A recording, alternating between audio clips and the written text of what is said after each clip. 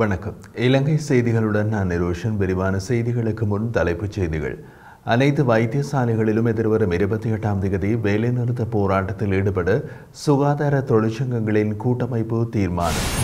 பல்வேறு நிகழ்வுகளில் கலந்து கொள்ளும் முகமாக ஜனாதிபதி ரணில் விக்ரமசிங்க நாளை வெள்ளிக்கிழமை வடக்குக்கு விஜயம். கடன் மறுசீரமைப்பு தொடர்பாக சர்வதேச நாணய நிதியத்துடனான ஒப்பந்தத்தை தேர்தல் முடியும் வரை முடிவுக்கு கொண்டுவரப் போவதில்லை என்று லக்ஷ்மன் கிரியல்ல தெரிவிப்பு. பெரும் தோட்ட தொழிலாளர்களுக்கான சம்பள விவகாரம் மீண்டும் அதிவிசேட வர்த்தமானி வெளியீடு. தொடர்வது விரிவான செய்திகள். நாடளாவிய ரீதியில் உள்ள அனைத்து வைத்தியசாலைகளிலும் எதிர்வரும் 28ஆம் தேதி வேலைநிறுத்த போராட்டத்தில் ஈடுபடுவதற்கு தீர்மானித்துள்ளதாக சுகாதார தொழிற்சங்கங்களின் கூட்டமைப்பு தெரிவிக்கின்றது. உத்தியோகபூர்வ சீருடை கொடுப்பனவுக்கு இணையாக ஏனையவற்றுக்கும் வழங்கப்பட வேண்டிய கொடுப்பனவை அதிகரிப்பது தொடர்பான சுற்றறிக்கை வெளியிடப்படவில்லை எனவும் விசேட கொடுப்பனவை அதிகரிப்பதற்கான சுற்றறிக்கை 15 பிரிவினரை உள்ளடக்கி வெளியிடப்பட்டுள்ளதாகவும் குற்றம் சாட்டியே இந்த போராட்டம் மேற்கொள்ளப்படவுள்ளது. இது தொடர்பாக கருத்து வெளியிட்டுள்ள சுகாதார தொழிற்சங்க கூட்டமைப்பின் இணை ஏற்பாட்டாளர் சானக தர்ம விக்ரம எதிர்வரும் 28ஆம் தேதி நாடளாவிய ரீதியில் உள்ள அனைத்து வைத்தியசாலைகளிலும் தொழிற்சங்க போராட்டம் முன்னெடுக்கப்படும் என்று தெரிவித்தார். இதேவேளை தாதியர்கள் உள்ளிட்ட சுகாதாரத்துறையின் 72 தொழிற்சங்கங்கள் கடந்த கால நாட்களில் மாகாண மட்டத்தில் பணிப்புறக்கணிப்பை முன்னெடுத்திருந்தன. பொருளாதார நீதியை வழங்குவதற்கு முன்வைக்கப்பட்ட கோரிக்கைகளுக்கு சுகாதார அமைச்சு தீர்வை வழங்குவதாக கூறிய போதிலும் அதனை நிறைவேற்றாமைக்கு எதிர்ப்பு தெரிவித்து இந்த போராட்டம் முன்னெடுக்கப்பட்டிருந்தமை குறிப்பிடத்தக்கது. ஜனாதிபதி ரணில் விக்ரமசிங்க பல்வேறு நிகழ்வுகளில் கலந்து கொள்வதற்காக நாளை வெள்ளிக்கிழமை வடக்குக்கு விஜயம் செய்ய உள்ளார். அதன்படி 3 நாட்கள் விஜயமாக வடக்குக்கு வரும் ஜனாதிபதி ரணில் விக்ரமசிங்க யாழ்ப்பாணம், முல்லைத்தீவு, கிளிநொச்சி மற்றும் வவுனியா மாவட்டங்களில் ஒருமய தேசிய வேலை திட்டத்தின் கீழ் காணி உரிமங்களை வழங்கி வைக்க உள்ளார். அத்தோடு வடக்கில் இளைஞர்களுடன் ஜனாதிபதி விசேட சந்திப்பொன்றிலும் கலந்து கொள்ள உள்ளார். இவ்வாறு 10 முக்கிய நிகழ்வுகளில் ஜனாதிபதி பங்கேற்க உள்ளதோடு அது மாத்திரமின்றி வடக்கில் முன்னெடுக்கப்படும் அபிவிருத்தி திட்டங்கள் தொடர்பிலும் இந்த விஜயத்தின் போது விசேட அவதானம் செலுத்தப்பட உள்ளமை குறிப்பிடத்தக்கது. கடன் மறுசீரமைப்பு தொடர்பில் சர்வதேச நாணய நிதியத்துடனான ஒப்பந்தத்தை ஜனாதிபதி தேர்தல் முடியும் வரை முடிவுக்கு கொண்டுவரப் போவதில்லை என்று எதிர்க்கட்சிகளின் பிரதம கொறடாவான லக்ஷ்மன் கிரியல்ல தெரிவித்தார். நாடாளுமன்றத்தில் நேற்றைய தினம் இடம்பெற்ற சபை ஒத்திவைப்பின் போது பிரேரணையை முன்வைத்து உரையாற்றுகையில் இவ்வாறு குறிப்பிட்டார். மேலும் உரையாற்றியவர், நாட்டை பங்குரூத்தாக்கிய அரசாங்கத்திற்கு நாட்டின் பொருளாதாரத்தை கட்டியெழுப்ப முடியாது. அதனால் புதிய அரசாங்கம் ஒன்றை ஏற்படுத்திக் கொள்ள அரசாங்கம் வழிவிட வேண்டும். அரசாங்கம் இந்த காலப்பகுதியில் 75 புதிய சட்டங்களை கொண்டு வந்துள்ளது என்று ஜனாதிபதி ரணில் விக்ரமசிங்க அண்மையில் தெரிவித்துள்ளார். என்றாலும் சட்டங்கள் அனுமதிக்கப்பட்டாலும் அவை முறையாக செயற்படுத்தப்படுவதில்லை. கடந்த சில வருடங்களாக அரசாங்கத்திற்கு விரோதமானவர்களுக்கு மாத்திரமே சட்டம் நிலைநாட்டப்படுகிறது. தற்போதைய பிரதமர் நீதியரசன் நல்லாட்சி காலத்தில் சட்டம் அதிபராக இருந்து 42 வழக்குகளை தொடுத்திருந்தார். ஆனால் முன்னாள் ஜனாதிபதி கோட்டாபய ராஜபக்சவின் அரசாங்கம் வந்த பின்னர் அந்த வழக்குகளுக்கு என்ன நடந்தது என்று தெரியவில்லை. அண்மையில் நாடாளுமன்ற உறுப்பினர் ஒருவர் கட்டுநாயக்க விமான நிலையத்தில் சாதாரண ஊழியர் ஒருவரை தாக்கியதை அனைவரும் அறிந்துள்ளோம். அவர் அவ்வாறு தாக்கியதையும் பகிரங்கமாக ஏற்றுக்கொண்டிருந்தார். ஆனால் இதுவரை அவருக்கு எதிராக சட்டம் நிலைநாட்டப்படவில்லை.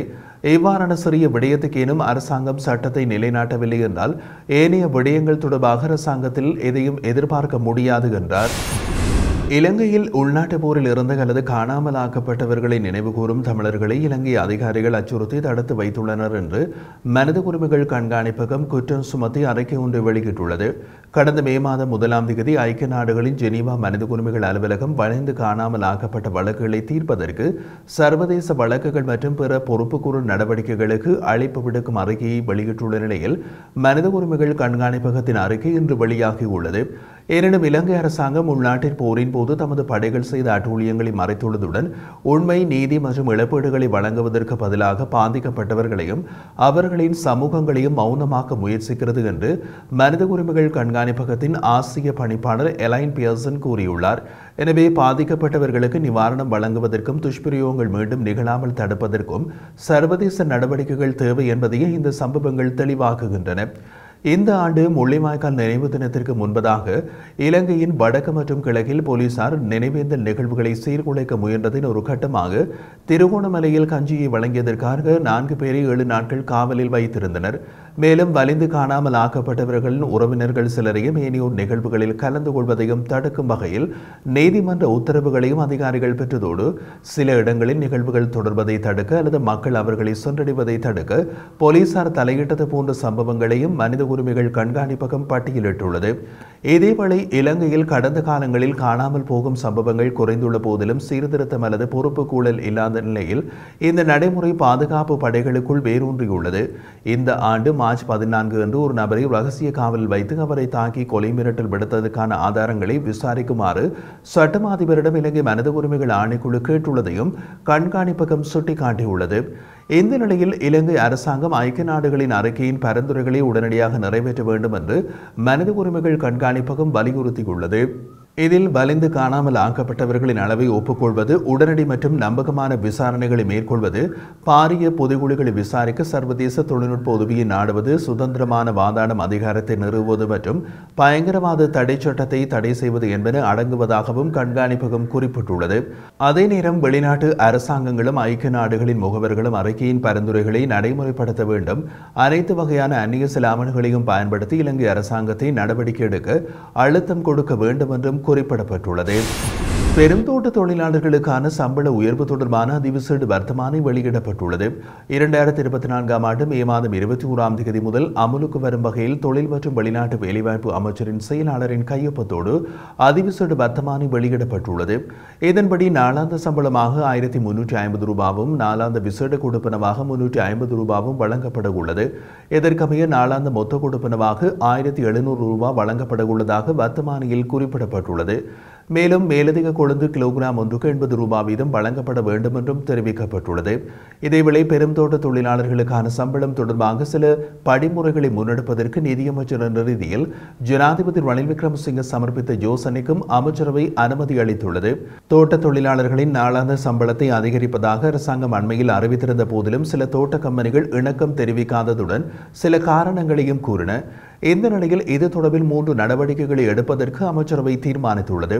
அதன்படி ஒவ்வொரு தோட்ட நிறுவனமும் மதிப்பிடப்பட்ட சம்பளத்தை வழங்குவதற்கான திறனை ஆராய்வதற்கு குழு ஒன்றை நியமித்தல், தவறான முகாமைத்துவம் காரணமாக தொழிலாளர்களின் சம்பளத்தை செலுத்துவதற்கு தவறும் பெரும் தோட்ட நிறுவனங்களுக்கான காணி குத்தகை உடன்படிக்கை ரத்து செய்வது தொடர்பிலும் அரசாங்கம் கவனம் செலுத்தியுள்ளது. அத்துடன் அவ்வாறான தோட்ட கம்பெனிகளுடனான காணி குத்தகை உடன்படிக்கை ரத்து செய்யக்கூடிய வகையில் சட்டங்களை அறிமுகப்படுத்துவதற்கான படிமுறைகளை மேற்கொள்வதற்கும் அமைச்சரவை அனுமதி வழங்கியுள்ளது.